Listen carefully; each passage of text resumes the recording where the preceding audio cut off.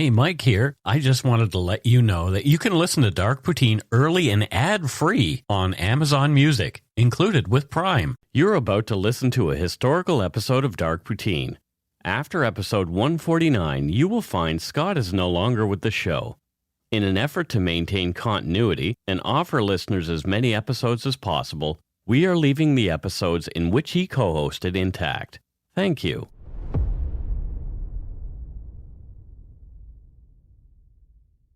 Welcome to Dark Poutine. I'm Mike Brown, creator and host. With me as usual is my good friend and co-host, Scott Hemingway. Say hello, Scott. Oh, hello, Scott. Just on the money every single time. Right? Every time. Right? If it wasn't written down, though, I'd be screwed. Probably. Yeah. It would be lost. Dark Poutine is not for the faint of heart or squeamish. The content and discussion in this podcast is often graphic and intense. Listener discretion is strongly advised. Strongly. We're not experts on any of the topics we present, nor are we professional journalists. We're just two regular Canadians interested in crime and the darker side of history. Let's get to it. Put on your toque. Grab yourself a double-double and a Nanaimo bar. It's time to scarf down some dark poutine. Chomp, chomp, chomp. Nom nom. Nom, nom, nom.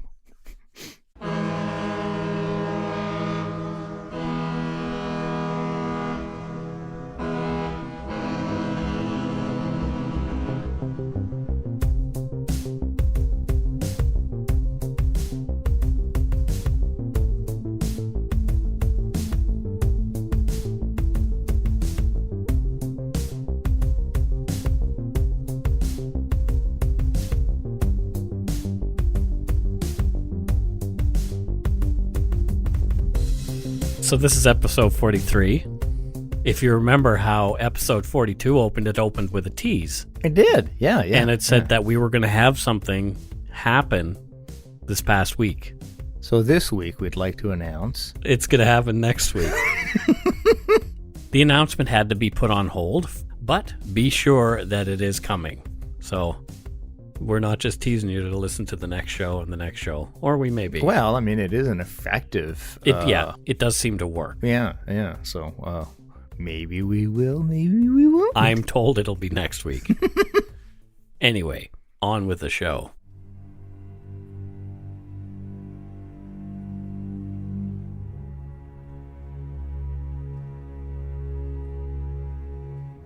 The subject of this episode has had much speculation around it, over many books, podcasts, and worldwide media coverage.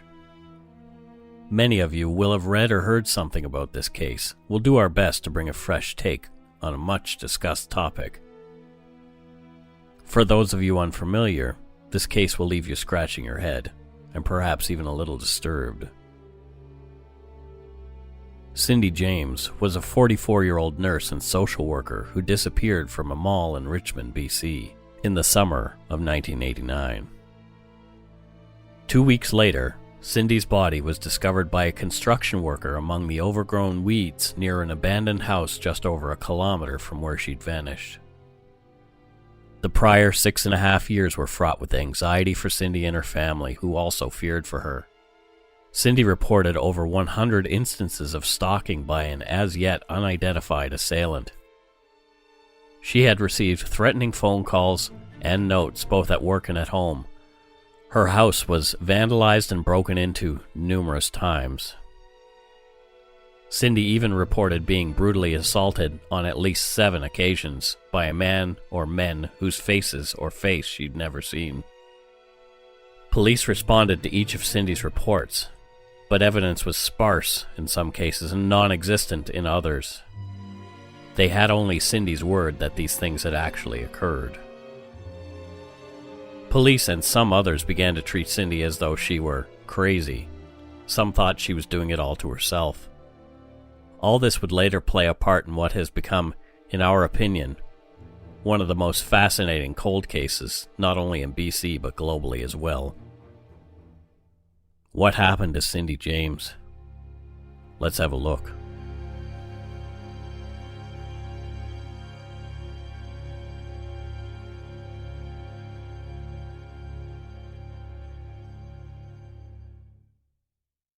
I'm well versed in this case, and I have my feelings, but it is a rabbit hole of a topic. It definitely is, and we will not be able to talk about everything tonight, and I may have missed something.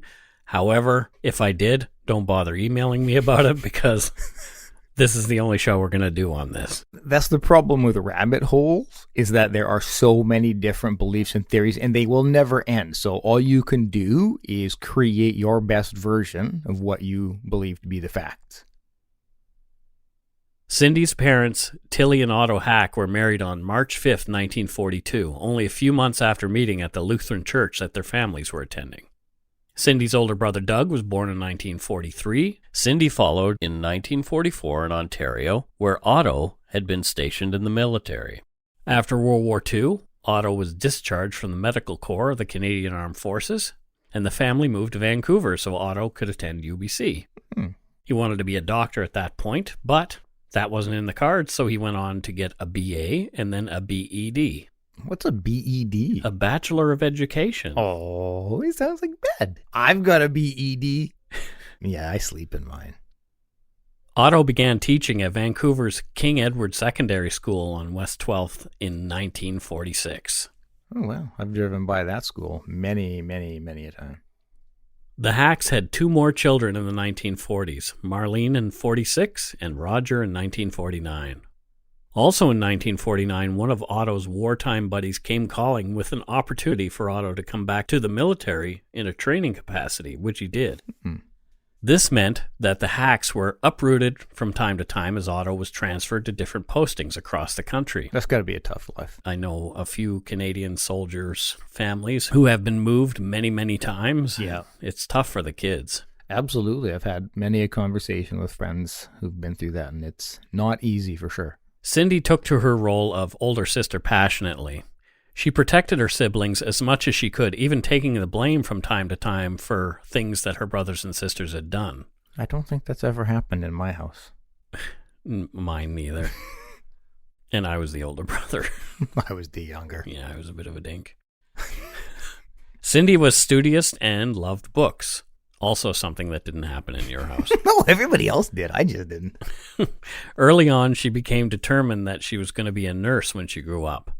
Cindy claimed she was discouraged from having friends of her own, and she wasn't allowed to have any that she did make to come over and visit. Well, that sucks. As the Hacks moved so much, it seemed impossible to really connect with anyone anyway. Yeah, that's part of the challenge. You make some friends, and then you're gone. A couple months later, or a year later, you're gone. Cindy said that her father was a strict disciplinarian who wanted everything just so. As she was the oldest daughter, she had the bulk of chores, making her feel nothing more than a live-in housekeeper and rarely a daughter. Otto often pointed out that the housework wasn't done to his standards and he would berate Cindy for it. Tilly couldn't defend them as, according to the girls, Otto treated her like an underling as well.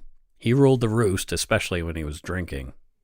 There's that thing again. Yeah. Cindy couldn't relax around her parents. As she grew, her anxiety grew too. In 1962, Otto's desire for an international posting was satisfied. The family was going to France. Oh, that's a dramatic change. Yes, absolutely. They were living in Ottawa at the time, and Cindy, who was just graduating from high school, had a boyfriend named Peter. So she wanted to stay in Ottawa so she could be together with Peter. Yeah, makes sense. Absolutely. Otto thought that this was a bad idea, and Tilly just went along. Cindy wasn't staying in Ottawa, nor was she going to France with the family. Oh. Cindy was devastated. How old was she at this point? 18. 18? Okay, yeah. Cindy was told, like it or not, she was going to take the nursing program at Vancouver General Hospital. She liked the nursing part, she just didn't like the Vancouver part. Oh, interesting. Back then, you would you study at the hospital itself? Yes, they used to have a nurse's residence right there. Actually, that building, I believe, is now gone, but when I was a security guard there, it was empty because the nursing program had ended. Yeah. And it was apparently one of the most haunted buildings in Vancouver, and I can tell lots of stories about it, and we might do so on the Halloween episode that's coming up. Oh, what's that? Did you hear that? Halloween episode. I think Mike's teasing again. Cindy was too young to start the program, and the fall classes had already been filled. She went to work at VGH as a nurse's aide until the next class intake. Also, after a big gap, most likely due to relative instability of military life, in the 1960s, Tilly and Otto had 2 more kids. Oh, wow. Melanie and Ken. So while they were away, she had Another siblings. Another sister and a brother, yep. Oh, interesting. That's got to be a odd dynamic. Even though still upset with her parents, Cindy did well in nursing school, maintaining a B to B plus average. Cindy visited the Hacks overseas during holidays in the summers of 1963, 64, and 65. So I guess Europe would have been the place to be in at that time to do their thing. And yeah. As long as you get to visit, not have to live there away from your friends and such. That's right. She probably enjoyed that part. Something odd happened after Cindy's visit in 1965. Oh.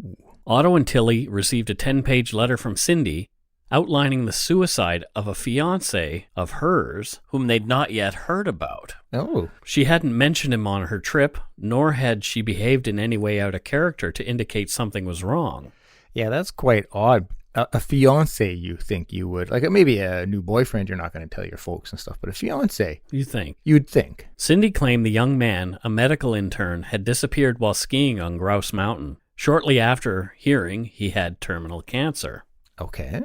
She said a search party was formed and the young man was found in a remote cabin deceased from a self-inflicted shotgun blast to the head.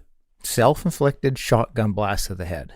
Yeah, well, he had terminal cancer, so he took himself out before the cancer. Yeah.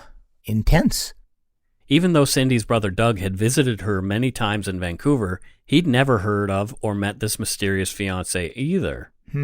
Things just didn't seem to add up, but she was adamant. So this story was bizarre right from the get-go. Yeah, it didn't make sense to them. Yeah. Well, I mean, like the story of Cindy as an adult. Yes. Yeah. Interesting, right? Yeah, very. In 1965, she would have been 21. Yep. It was also in the summer of 65 when this pretty blonde 21-year-old nurse, Cindy, met a good-looking 39-year-old psychiatrist named Roy Makepeace. Like, you can't go wrong with Makepeace. You got to make peace. Well, there is meta world peace in basketball, right. But I digress. Roy was miserable at home with his wife, and Cindy was just a thing to take his mind off his domestic woes. I see this going great. Roy, quote, helped Cindy study, and in short order, the two were emotionally and sexually involved with each other. Anatomy, Mike. It's part of nursing. Anatomy. Yeah. They kept the affair hush-hush, not even telling her family, as this kind of thing was not allowed according to hospital policy either. Oh, I would imagine not, yeah. She also rightfully thought that her dad, Otto, would never approve of her dating an older married man. Roy and his wife divorced on the grounds of adultery in 1966, allowing Cindy to move into a small home that Roy had purchased for them. Well, nice. Still, Cindy kept the secret from her family overseas and made up stories to get out of visiting them in the summer of 66. Cindy and Roy were married in December of that year. Cindy had told her parents by phone call and letter that she was getting married and who she was marrying. Otto loathed Roy as a divorced, perverted, grown-up taking advantage of his little girl. Yeah. Not a good way to start out with your father-in-law. Oh, no. Especially as you're almost the same age. That would be rough. Cindy convincingly read Roy a scathing letter about them she claimed came from her mother. But a few days later, she admitted that she'd written the letter herself. Although he thought it was odd, Roy thought Cindy was just being melodramatic and left it alone. Bad case of the vapors. Over the years, the usual things went on between the couple, financial struggles and petty disagreements. Cindy could be histrionic at times and overly emotional about the smallest things. Something was amiss, though. Cindy had a phobia of water, so much so that she wouldn't even wade in a pool. Roy Makepeace, however, loved boating, and Cindy would go along to please him, gripping the rails for dear life. Over the years, Cindy began turning more and more inward. She would avoid contact with Makepeace, who, thinking he should be comforting, felt rejected. Yeah, I can understand. Cindy would cry and scream for him to leave her alone. Cindy began telling people that Roy was regularly beating her. Although Roy denied ever beating Cindy, he did say he'd slapped her with an open hand out of frustration on 2 occasions over 16 years. Still not okay, Roy. No. Lashing out at someone violently is an attempt to blame the other person for the feelings that you chose to indulge in yourself. It's a brutal deflection of personal responsibility. I know this from personal experience from many years ago when dealing with my own rage. Yeah, that's some great observation there, Mike. Tensions rose between Cindy and Roy and their marriage. Sounds like it. Yeah. Cindy had left nursing and begun to work with, quote, emotionally disturbed patients. And that's what they would call people with mental problems in that day. Okay. Eventually being hired as the director at Blenheim House, a facility for children with emotional problems. Although her marital troubles were not immediately evident at work, Cindy and Roy separated on Canada Day in 1982 after 16 years of marriage. Cindy moved into her own place at 334 East 40th Street, just down the street from Vancouver's biggest graveyard, the Mountain View Cemetery. Cindy had never really lived alone prior to breaking up with Roy. That's an interesting graveyard as well. Yeah, it's pretty fascinating. Yeah, it really is. There's something I find quite fascinating with graveyards. I love graveyards. Yeah. I used to work in one. Another story, another day. It was after this move that Cindy began to suffer at the hands of an unseen assailant. Her living hell was about to begin. It started with a phone call 3 months after she moved in. Here's where we'll take a break. If you're looking for a smoking gun, I can absolutely guarantee you, you will not find it. In October 2001, a series of letters filled with a deadly powder called anthrax were dropped into the U.S. mail system. What started as an unprecedented case turned into an unsettling mystery. Who sent these deadly letters? And why? From Campside Media and Sony Music Entertainment, I'm Josh Dean, and this is Cover Up Season 4, The Anthrax Threat. Available now.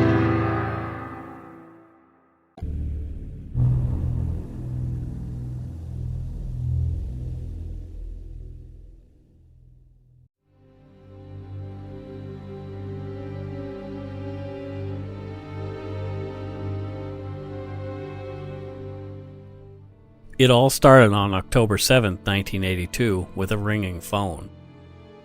On the other end, according to Cindy's report, was a man who knew Cindy's first name, repeating it throughout the call as he made threats to tear her apart in obscene sexual terms.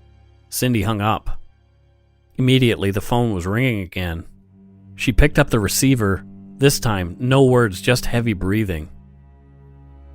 Over the next few days, Cindy received more calls, all she presumed from the same man. After one heavy breathing call, Cindy felt she was being watched and pulled the drapes to her windows closed. Minutes after closing the curtains, the phone rang again. The voice said, "Don't think pulling the drapes means I don't know you're in here, Cindy." Another call, and a direct threat on Cindy's life. "You're dead, Cindy." On October 12th, she'd had enough. Cindy called the cops.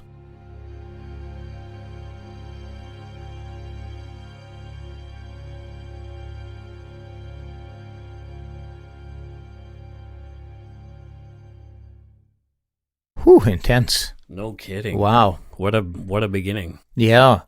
And this is what she would endure for the next 6.5 years on and off. The attending VPD officer looked around the yard and found nothing out of the ordinary. He told Cindy to keep track of anything she might see or hear outside, to keep a written log of the calls if they continued. He also told Cindy she should call B.C. Tel and get an unlisted phone number. B.C. Tel.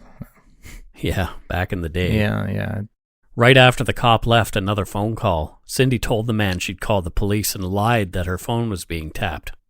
"I'll get you," said the man. The voice is not making the chills on my back any less, Mike. What voice? Exactly. Yeah. The ones in my head. The next night, the harassment continued. The man said, "So you think calling the cops will keep you safe? Just wait." Wow. Yeah.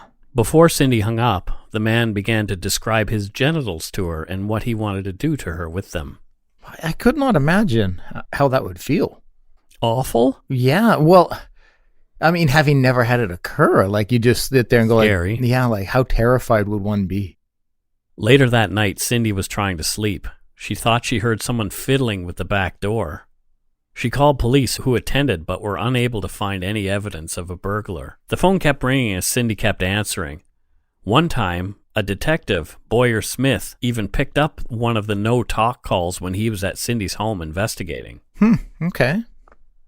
On October 15th, Cindy came home to a broken window at the rear of her house. Someone had been inside, she felt. The back and front doors were found unlocked and ajar. Nothing was disturbed and nothing was missing as far as Cindy could see. You see, like, so I've been binging some Oscar series, and this is exactly the stuff that I'm seeing on that show. Yeah. In every case. Like, it's crazy, like how you To make wow. you go crazy. Yeah. That's part of it. There's many, many reasons, but like this is all the stuff that happens. A few days later, Cindy and a friend, Agnes, arrived to find the front door ajar again. Oh, uncomfortable. A large male neighbor went into the house room to room and found nothing. Cindy and her pal entered. After going into the bedroom to change, Cindy screamed. Oh. Her friend ran in to find Cindy pointing toward her pillow, which had been slashed to bits. Chills. A key to fit the front door was found on the floor next to Cindy's bed. They left the house and called police. My goodness. One officer began attending regularly. He was an 8-year veteran named Pat McBride. The calls continued intermittently, even though Cindy had changed her number.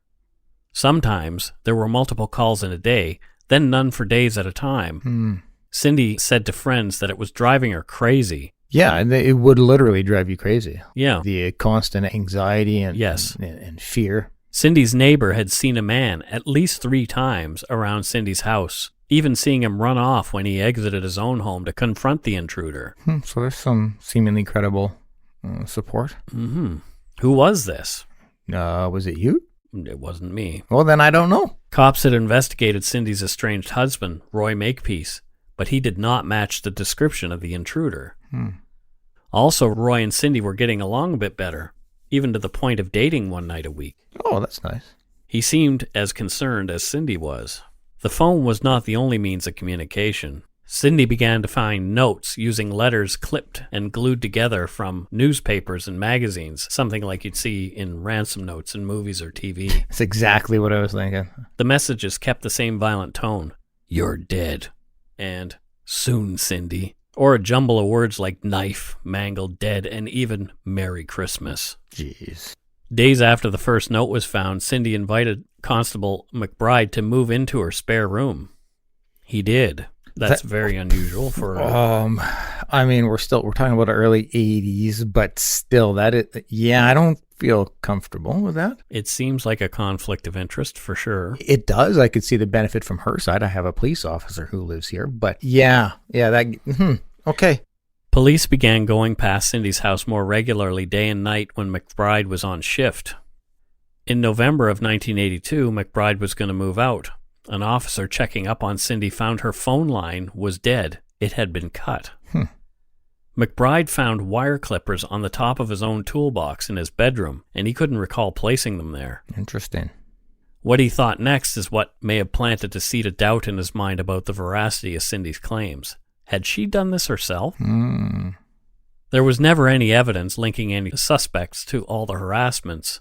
No one ever saw a face other than Cindy, and she later described that face to a composite artist, but no suspects were ever found matching that description. Cindy didn't seem the type to do that kind of thing. Yeah, no, doesn't seem like it. McBride was liking Cindy more and more on a personal and sexual level as well. After he moved, they even dated for a time. In December, police found Roy Makepeace parked in the laneway behind Cindy's house. This is her ex-husband. Yeah. He said he was there to protect Cindy, but claimed she was unaware of his presence. That's all odd. But he claimed he was concerned. I can understand that. I'm less concerned about Roy Makepeace parking in the back and keeping an eye than I am with Pat McBride moving in. But Interesting, right? Yeah. Roy asked Cindy to move back in with him. Oh. come on back home, Cindy. Let's patch things up kind of thing. Well, and it could just be like, he's very concerned about her. She declined. At points, she believed Roy was behind the calls and notes. She didn't trust him anymore. Cindy decided it was time to move. Yeah, good call. Days before her move, on January 27, 1983, Cindy's friend Agnes found her collapsed and dazed on the basement stairs of Cindy's home. She was bleeding from vicious slashes to both arms and legs. Wow. The police and ambulance came. She had been sliced 14 times with a scalpel or razor. One cut was 10 centimeters long, and she had bled a lot. Oh, wow. The police questioned Cindy, but she claimed she did not see the attacker's face. Okay. Police thought for sure it was Makepeace, the estranged husband, but had zero evidence other than the usual speculation. Although Roy agreed to take a polygraph, the operator refused to administer the test as Makepeace's heart meds would give improper readings. Oh, interesting. I didn't know that they would do that. Cindy herself took 2 polygraph tests at that time as well, and she failed both. Okay, wow. This indicates deception, but does not negate her story entirely, and, as all true crime fans know, polygraphs are inadmissible in court. Yep. Cindy later confided to her brother Doug that she was holding back. The attacker had grabbed her from behind, holding a knife to her throat, and told her that if she tried to see his face, her family would pay. No, why not just put on a balaclava or something, though? Cindy claimed she'd been drugged by her assailant. She said she felt a pinprick in her shoulder when the attack began and felt woozy after that. There was no evidence of drugs in her system other than what she had been taking for anxiety. Yeah. But you would think, thinking out loud here, you would think that if it was her ex, Roy Makepeace, she would recognize his voice. You would think. I would think. When police were watching closely, even for weeks on end, nothing happened. But when they weren't looking, the calls, notes, and other odd things took place. Mail went missing, doors were mysteriously unlocked, exterior light bulbs were removed, and on and on. Cindy moved with Heidi, her dog, renting a small house closer to work on Blenheim and 14th. Nice area. Indonesia sounded like a far enough place to escape for a while, so Cindy went on vacation. In 1983, spring and summer were almost uneventful until August 22nd. This is when one of the creepy notes showed up. This time it was at Blenheim House where Cindy worked. In the signature cut-and-paste letter style, it said, "Welcome back, death, blood, love, hate." Picturing myself walking up to my house and seeing that. And also now it's at work too. So yeah. Yeah. What's going on? These kids are vulnerable. Yeah. No kidding. McBride was also pursuing Cindy at this time, but she had rebuffed him, declining his offer of marriage. They did remain friendly, though. On October 15th, 1983, Cindy found a dead cat on the lawn of her home. There was a noose around the cat's neck. Next to it, a note reading ominously, "You're next." Oh, jeez. After that, Cindy wanted protection. She was introduced to Ozzy Caban of Caban Security, and Ozzy is a specifically colorful character in the security industry. Oh, yeah? I think I met him once when I used to work for another security company. Okay. He's an interesting cat. Ozzy has done security for Hollywood stars like Jane Fonda, Frank Sinatra, and Goldie Hawn. Okay, some top stars. He's also done protection detail for dignitaries like Queen Elizabeth II and Pierre Trudeau, father of our current PM. Yeah. Interesting stuff. His company is still in business today. Ozzy's got to be in his 80s, though, so I'm not sure if he participates very much. Ozzy got a call about something happening at Cindy's house, and he attended. He peeked through the window after repeated knocks on the door went unanswered. Ozzy saw Cindy laying face down in her hallway. Oh, concerning. Ozzy had his office call police, and he kicked the door in himself. Ozzy found Cindy with a paring knife sticking out of the back of her hand. Oh. The knife was holding a note to Cindy's hand as though it was some kind of macabre corkboard. Gee, okay, very interesting stuff here. The note read, "Now you must die," punctuated by a word that begins with C that we don't use on Dark Poutine. Yeah, I think we can. Yeah. Ozzy called the ambulance. Cindy felt clammy to the touch and he thought she might be dead at first, until he noticed her breathing. Paramedics cut off a black stocking that had been tied tightly around Cindy's neck. She even suggested that Roy Makepeace may be using voodoo to do this to her. Okay. The police thought that was kind of crazy, but Yeah. who was it? They interviewed Roy Makepeace. Pat McBride's arrival in Cindy's life coincided with the beginning of her harassment, so he was given a polygraph himself and passed. Okay. Cindy was given a third polygraph at this time when she was asked if she was doing this to herself and whether she had stabbed herself in the hand. She answered no emphatically both times. This time, the results of the polygraph indicated that Cindy was being truthful. So, I mean, she's had 2 failed and 1 truthful. I mean, It means nothing. well, I mean, you could say that she learnt from the first 2, or the first 2 were wrong. It's just very fascinating. After that attack and subsequent ones, Ozzy too became frustrated. He told Cindy she had to stop holding back and tell him everything. He felt she never really did tell him everything that was going on. Interesting. Again, cops would watch the house for days on end. Nothing happened while they were watching. Yeah. As soon as they'd packed up their toys and gone home, the attacks, verbal and physical, would resume. Which, I mean, is quite suspicious. The letters, phone calls, and dead cats continued. So there was more than 1 dead cat. I hate that you had to write that. I hated that too because I love kitties. Yeah, I know you do. Call trace technology at the time was limited, and the calls were too short to make a proper trace. Yeah. Cindy, threatening suicide, was even placed in Lionsgate Hospital under the Mental Health Act using the name Cindy Jacobs to protect her identity. Yeah, well, if you're being stalked and harassed, yeah. She was released 5 days later into her brother Doug's care. Still, the harassment continued. Still, there was no evidence as to who was doing this. The first week of July 1985, 16 RCMP officers set up 24-hour surveillance of Cindy's home. Oh, wow. Cindy was aware of this. Yeah. Nothing happened the whole week. Okay. But the day after they left, the calls began again.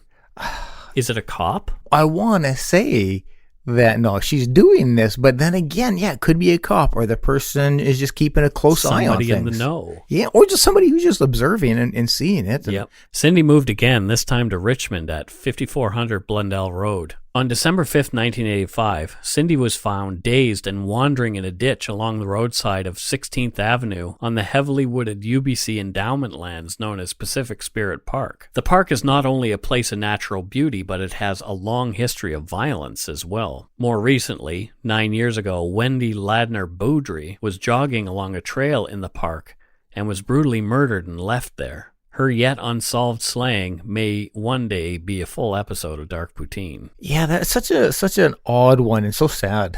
I remember while it was happening. The park also has its own ghost. Oh.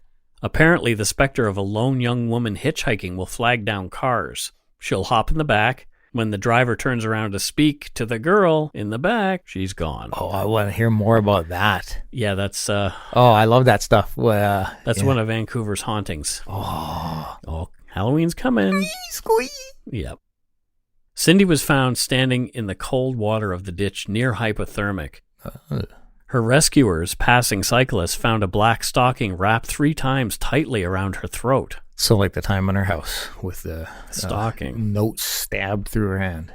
Cindy was wearing a large man's rubber boot on one foot and nothing on the other. Oh. She had one black rubber glove on, and a black woolen toque was nearby, as well as the match to the glove. How bizarre. There were scratches on Cindy's breast. She had lacerations on her fingers. She had a black eye, abrasions on her knees, a bruise around her neck, and a needle mark on her inner elbow. Her clothes were torn, dirty, and disheveled. Huh. Cindy didn't know what had happened to her or how she'd gotten to where she was. She'd gone out for lunch and then remembered nothing after that. I don't even know what to say. Cindy claimed she'd taken Ativan earlier in the day, and tests showed just that. Yeah, okay. Doctors considered she may have amnesia due to severe psychological strain. The reports I've read do not make a mention of the amount of Ativan that was in Cindy's body, though. Yeah. And I personally have some experience with lorazepam and blackouts. I've had to take, over the last couple of years, a fair amount of Ativan. If misused, Yes. that's some pretty heavy. There are multiple hours missing from my life. due to misuse of Yeah. Ativan Yeah. on at least one occasion. I can imagine. Police were starting to roll their eyes with every new Cindy incident. The RCMP Major Crimes Unit took over Cindy's case, so perhaps hypnosis would uncover the memories that Cindy seemed to be suppressing. Here's some exclusive audio from BCTV reporting on the hypnosis sessions and their aftermath. In 1984, Hal Booker hypnotized Cindy 4 times to draw out information. What she revealed under hypnosis portrayed her ex-husband as a killer. Do you have any doubt that it was real to Cindy? I have no doubt in my mind. I can't see why she would make it up. It was on a boating trip to Buccaneer Bay in July 1981. James said she saw Roy Makepeace dismember 2 bodies in a log cabin, rub their blood on her face, and tell her it would be dangerous to talk about what she saw. Hello, Roy? Oh, it's Cindy calling.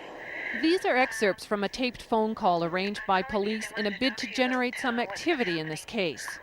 With the help of hypnosis, I've been able to remember a lot of why things are happening and what happened 4 years ago. I wanted to talk to you before letting the police know that I now remember everything. I'm certainly prepared to listen to anything because I'm certainly very, very, very curious about what the hell has been going on. Roy, you must know that this cannot go on indefinitely. What cannot go on? The harassment, for one. Are you attributing that to me? Are you denying it? My God. I am certainly denying it. I always have denied it. I have absolutely nothing whatever to do with it. But I warn you, if you keep harassing me, you have to take the consequences because it is all entirely unfounded. Roy, that isn't going to work anymore. I'm not insane. We both know that you have been doing it. My God, boy, you make that statement in public and I'll have you in court. Could you give me any reason whatsoever why you make that accusation? That's a bold claim. Roy was livid, vehemently denying any involvement in any such activity. Yeah. Of course. Yeah. He was ready to divorce Cindy. Wait a minute, they hadn't been divorced up until just separated? Just still separated. Okay. All right. Cindy went to Germany for the rest of December and into January of 1986. In March of 86, the divorce from Roy was final. There were no incidents at all until April 2nd, 1986, when a rear window was removed from her house in apparent B&E, setting off the alarm. Well, you're removing a window will do that. Again, no suspects. Richmond RCMP attended. They had been briefed by Vancouver police prior to Cindy's move, and they seemed to have already determined she was the culprit and left after only taking notes. Yeah, I mean, I try to be as objective as possible, and I can, whether it's right or wrong, I can understand a bias in the officer's side. Cindy was terrified all over again. The move had not worked. Her friend Agnes Woodcock and her husband Tom began staying overnight to give Cindy more security and allow her to get some sleep. That's nice, friends. The Woodcocks were there when the next thing happened. Uh-oh. On April 15th, after everyone was in bed, sometime after midnight, Cindy woke Tom Woodcock up saying she'd heard a thump and the dog barking. As he stepped into the hallway, Tom smelled smoke. They noticed a glow outside, and on investigating, they saw flames coming from the downstairs window. Oh. Cindy tried to call 911, but the phone was dead. The panic button that Ozzy Caban had installed for her didn't work either. They got Heidi the dog and themselves out and ran to a neighbor, pounding on the door, asking them to call 911. And obviously the fire department came. Yes. Witnesses said that the Woodcocks were clearly upset, but Cindy was calm until police arrived and then began to cry and scream. Wow, because, I mean...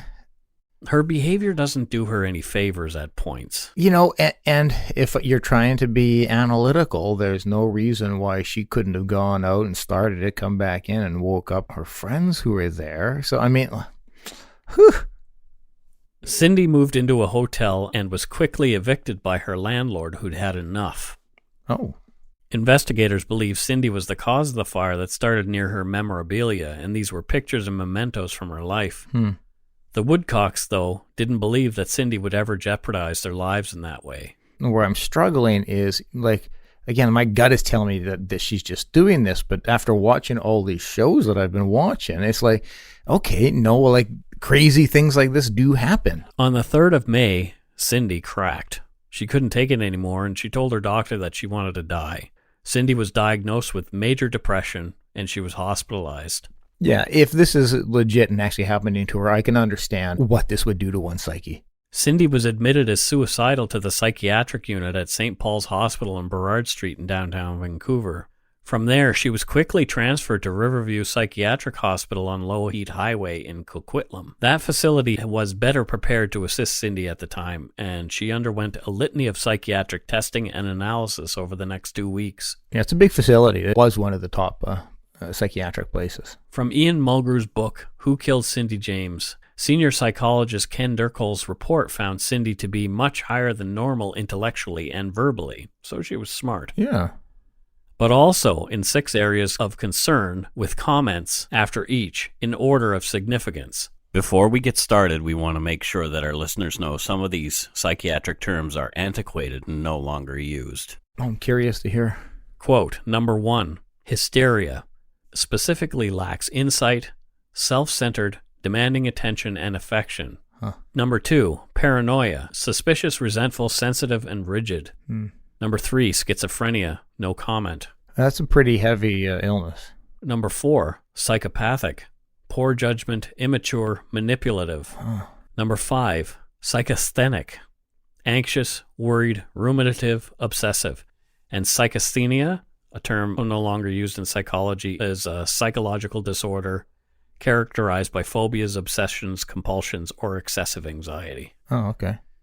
And 6, hypochondriasis, narcissistic, pessimistic, critical, and demanding.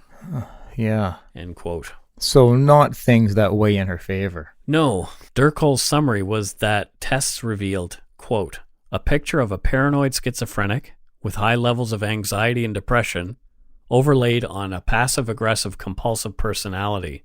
Psychotic features are evident. The theme of abandonment and rejection seem important in the light of psychotic symptoms first occurring at the time of her marriage breakdown. End quote. Very interesting. The diagnosis threw the veracity of Cindy's claims into serious question. Durkol was essentially saying that although Cindy believed what she was saying, it was all in her head. Yeah, okay, I can relate. Cindy's friends and family continued to believe her, though. The Cindy they knew would not make these things up. Yeah. Cindy was deemed no longer a suicide risk on May 20th, 1986 and released.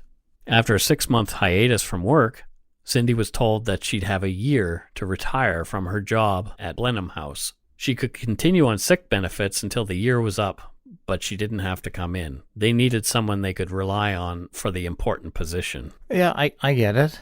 Yeah. But, okay. That was another devastating blow for Cindy, obviously. Understandably. She moved twice in 1986, settling at 8220 Claysmith Road in Richmond in November. She'd gone to work another nursing job at Richmond General. This is when Cindy also changed her name from Cynthia Elizabeth Makepeace to Cindy James. Okay. A fresh start? Yeah, exactly. Seemed like that for a time until June of 1987 when Cindy's alarm went off. The police said it was probably the wind. Oh, okay. In August and September, there were 3 more reported B&E attempts, smashed windows, etc. Yeah. No suspects. Mm-hmm. In February of 1988, another smashed window set off an alarm. Cindy claimed there had been others over the previous week that she hadn't reported. I guess why bother? She wasn't taken seriously anyway. Yeah, absolutely. On the 11th of October 1988, Roy Makepeace received a call to his answering machine. It said, Cindy dead meat soon, and here's actual audio of that call. So Roy Makepeace got this on his answer machine, okay. That is correct. All right.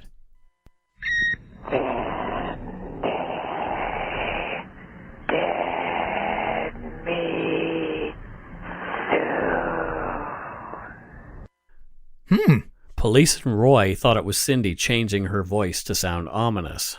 You know, I'm not going to lie. It did sound like it was... a woman's voice. Yeah, it did. But Perhaps this person who is harassing her has an accomplice that's a female. I don't know. Yeah, it can happen. Or if you listen to the Eron's audio Yeah. of the phone calls that he made, Yeah. sometimes that sounds like a female's voice as well. Interesting. Yeah. It wasn't. It was apparently him talking through his teeth. Oh, okay. On the 26th of October, Cindy pushed Ozzy Caban's panic button, bringing police. Cindy was found half in and half out of her open driver's side car door, nude from the waist down. A black nylon stocking was around her neck, and she'd been hog-tied. Her hands and feet were behind her back, with a second stocking. Yeah, so that's how, I don't know how one could do that to themselves. Cindy was in and out of consciousness for hours since being grabbed from behind when exiting the car and rendered unconscious.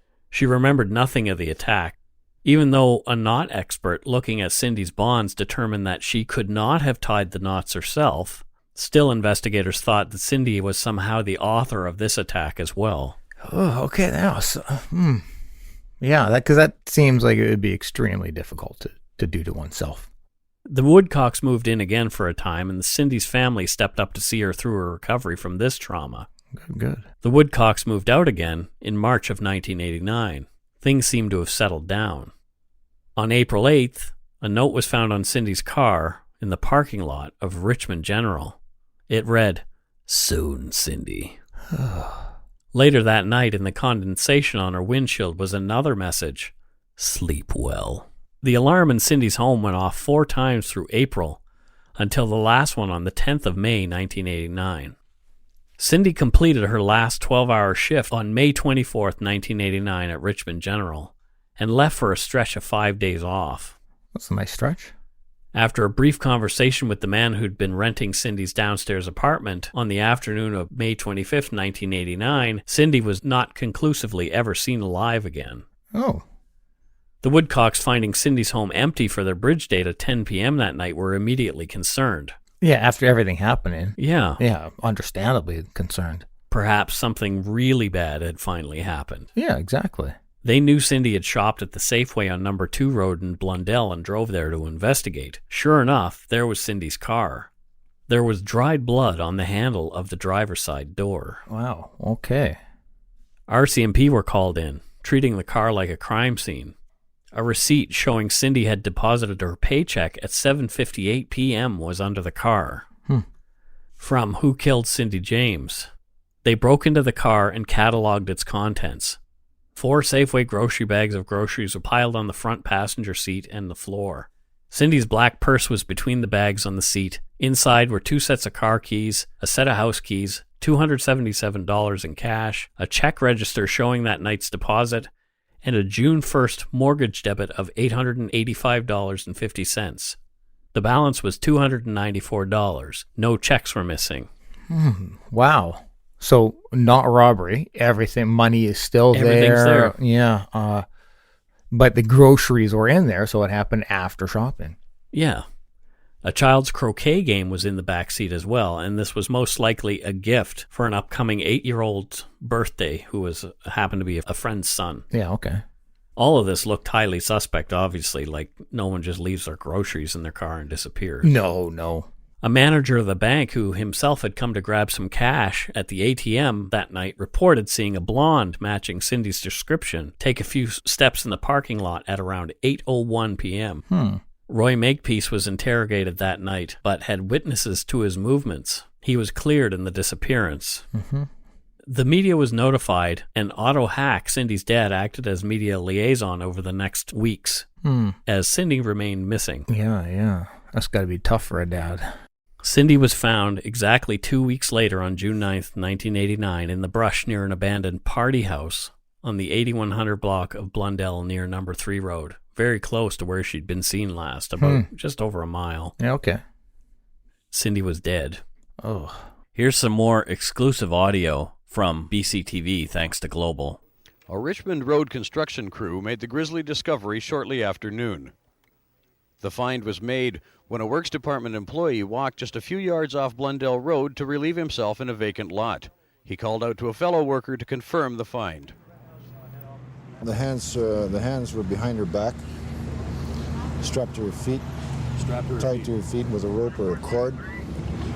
And the face was totally black. You couldn't recognize the face. You could see the hair. The hair was blonde. Did it just look like it had been dumped there, or carefully arranged in there, or covered? No, it was laying just under the shrubbery, wide open. Yeah. Okay. The chap that went in there to relieve himself, he spotted it, and it was very visible, really, from when he went in there. Not much of an effort to conceal the body. No. The body of the blonde woman was clothed in brown slacks, a pink blouse, and shoes. She lay on her side. Her wrists and ankles were bound tightly behind her back. She was again hog-tied in the way she had been months previous with a black stocking. Her left shoe was a few meters away, and her right shoe barely hung on. A black stocking was tight around her neck, but due to mummification in the warm, dry summer sun, it was indeterminate whether she had been strangled. Cindy's jacket lay nearby. There were slashes and cuts to her blouse, but no cuts to Cindy's skin underneath. A puncture wound was noted on the inside of Cindy's arm at the elbow, consistent with an injection. Which she has said has happened before, and the marks found. Yeah. Constable Jerry Anderson, assigned to the case, suspected it was Cindy right away. But due to decomposition, a positive ID would not be possible until the autopsy. Yeah, 2 weeks in the sun. Yeah. There was a man living in a blue van behind the house, only feet away from where Cindy's body was, on the other side of a makeshift corrugated tin fence. Okay. He claimed he'd neither seen nor detected anything, even though he cooked his food only 2 meters from where Cindy was found. Oh, sure. Yeah. The man living in the van was later cleared as a suspect in Cindy's disappearance. Okay, all right. I'll take that for what it's worth. The autopsy determined that this was definitely Cindy James, but her cause of death would have to wait for toxicology reports to come back, as what they found was inconclusive. Yeah, okay. Oddly, police discovered that 2 days after Cindy's disappearance, an older-sounding man with an English accent had called Cindy's insurance company, asking about her life insurance policy. As it was not okay to discuss a client's policy over the phone, the man was told to come in person to the office. Yeah. He never came. Cindy's father, Otto, was questioned about this call but denied ever making it. Initially, Cindy's death was investigated as a possible homicide. However, things began to point back towards Cindy again, according to police. This time, the knot expert decided these knots would have been easily tied by Cindy. He demonstrated the technique. The toxicology tests came back. There had been enough flurazepam, a drug she'd been prescribed for insomnia, in Cindy's system to have killed her. Police said that it would be, quote, unlikely someone could ingest that amount of the drug involuntarily. Yeah, but interesting conclusion to... Unlikely. Yeah. It doesn't say impossible or even improbable. Yeah. It says unlikely. Yeah. Oh. The death of this pretty nurse was a media sensation, and it was covered on many TV and radio programs like Current Affair, W5, Unsolved Mysteries did a great episode on it. Yep. Oh, wow. And it's been covered by many, many podcasts. My favorite is Robin Warder's coverage of it on his podcast, The Trail Went Cold. Was it murder or was it suicide? Was Cindy stalked, as she claimed, and eventually murdered? Did she somehow do this to herself? Cindy's dad, Otto Hack, spoke with BCTV soon after her death, defending Cindy. Kind, considerate, lovable, always caring for people, wouldn't harm a fly. And this is what really saddens us, that this should happen, whether it was a matter of trying to drive her out of her mind or what it is, to really harass somebody to that extent. Our own theory is that she knew something that she was not prepared to reveal. An inquest was ordered, and a year later it began. The proceedings were at the time the longest and most expensive in the history of BC. There were 80-plus witnesses who testified over the course of 3 months.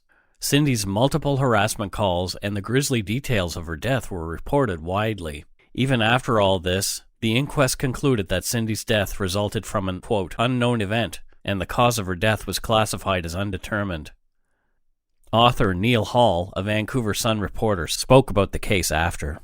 This is probably the most baffling case that I've ever come across. One that's kept me awake at nights. I know anybody who's come across this case, the jurors, the coroner's people, police officers who I've talked to, everybody has lain awake at night thinking, can this be? Can somebody have done this to themselves? Can somebody be out there lurking still and have never been caught? Neil Hall's book, The Deaths of Cindy James, was also an invaluable investigative tool for this podcast as well. So thank you, Neil, for writing that. It was great. Yeah. A couple of years after Cindy's death, according to some reports, Constable Pat McBride was convicted of 2 counts of sexual assault. Oh. I couldn't find anything corroborating in the news. Okay. But it seems to be all over the websites about this case. So perhaps this is that one thing that may or may not be true in this podcast. Yeah, okay. However, they say he was later cleared regarding Cindy's death. But was he the intruder? Although he was cleared of Cindy's death, like maybe it was him peeking into Cindy's windows as seen by her neighbors. It's all so... He was a police officer. Was this why the harassment would stop while the police were looking more closely? It's definitely one of the possibilities. Yeah. Remember early on, there was a detective who had taken one of the no-talk calls himself. Yeah. And I don't know how that came about, whether Cindy was in the room or not at the time. Mm-hmm. Maybe she knew how to make her phone ring. Yep, yeah. But who knows? I mean, there's a bunch of unanswered questions here. Yeah. To this day, Cindy's family still believes she was murdered, led by her younger sister, Melanie Hack, who even wrote a book called Who Killed My Sister? My Friend. I reached out to Melanie for comment, but I haven't gotten any response as of this recording. Mm-hmm. And if you're listening, Melanie, I hope we did Cindy some justice here. It's tough, man. It's tough because it's impossible for everybody listening to not have their own opinion on and this. Plus, none of us ever met Cindy. Yep. We don't know what she was like as a person. We don't know what she actually went through. We weren't there. Nope. And this is what I've noticed about a lot of these sites is people will just say she did it to herself, and that's the end of it. Yeah.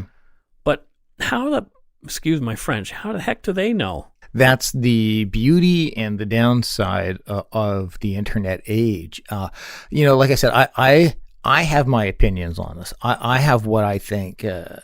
I suspect what I think happened, but it's one of those cases where it honestly, if it went either way, if someday we found out that there was somebody who was doing this, it was Pat McBride or somebody, and you would go, okay, no, I get it. Now it all makes sense. But then if there was some kind of concrete proof to the other way, you'd be like, yeah, okay, sure. Yeah. Like that's what makes these so challenging. Especially with one of the most expensive inquests happening in BC's medical history and still inconclusive. Yeah. It's crazy. Well, the late 80s wasn't that long ago, but technology-wise, incredibly different. If that was, now there's cameras all over the place. Maybe they could have tracked her from Safeway to, but it's a different time, and so it's not as easy to corroborate everything.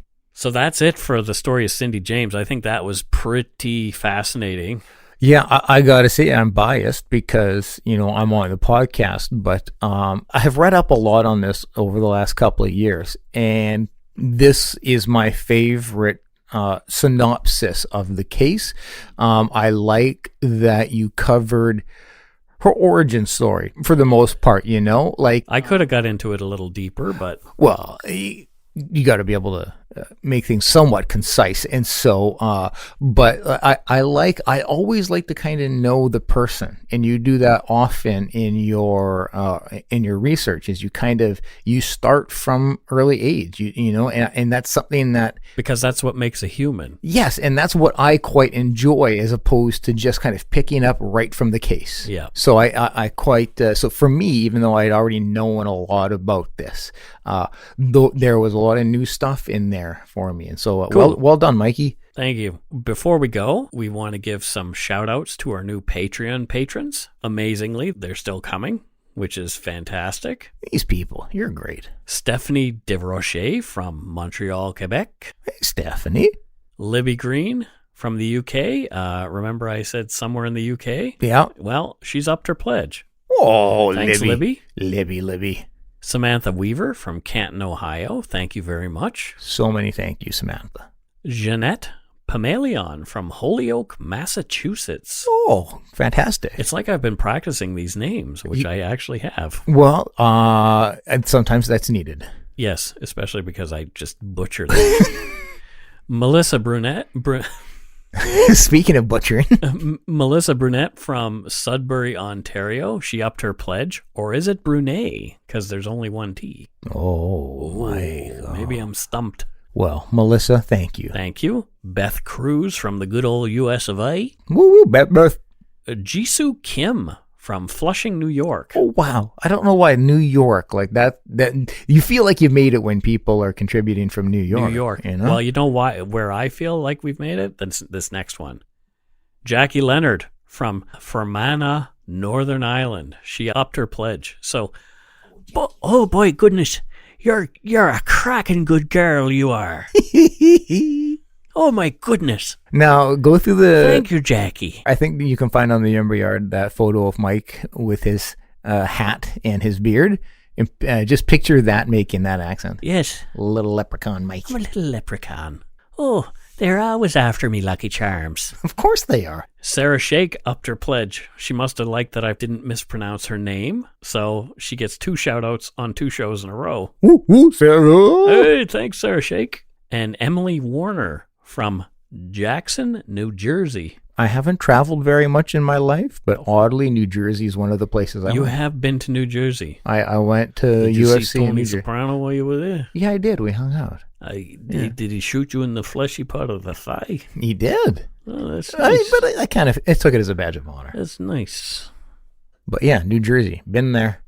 And my good buddy, and actually Wes A. Weens is my longest fan. Wes has been with me on and off as a fan for almost 18 years. Wes. He was there when I was scanning my lunch.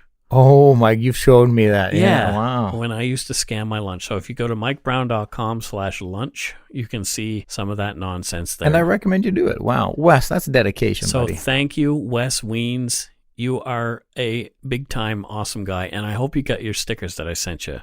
Yeah. Good on you, buddy. Let's go for coffee sometime soon. Thank you so much to our patrons, past and present, for your pledges. We really appreciate your support of the show. If you want to help support the show, you can do so at patreon.com/darkpoutine, or for a one-time support, you can send us some donut money via PayPal at our email address, darkpoutinepodcast@gmail.com. We even have a phone number now. You can call us and leave an actual voicemail at a real phone number. That will be on the website, www.darkpoutine.com, and that's where you'll find show notes and other cool stuff. Beep, boop, beep. If you leave us a voicemail and it's funny and not, well, it can even be creepy. I'm totes down with creepy. Totes down with creepy. Yeah. And we will play it on the show. Dang right we will. Follow us on Facebook, Twitter, and Instagram. Just search for Dark Poutine and tell your friends about us. Those 5-star reviews on iTunes don't hurt either. Especially fun, as we've mentioned numerous times, is our group, the Yumber Yard, which has been so crazy busy. Yeah. And with new folks, and we're coming up on 1,000 people.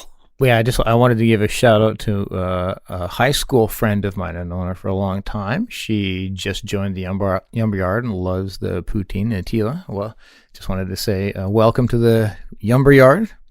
And a big shout out to Erica Booth, who is helping us to moderate the Yumber Yard now. And I'm looking at adding another 1 or 2 moderators as well, because it's become overwhelming. It has.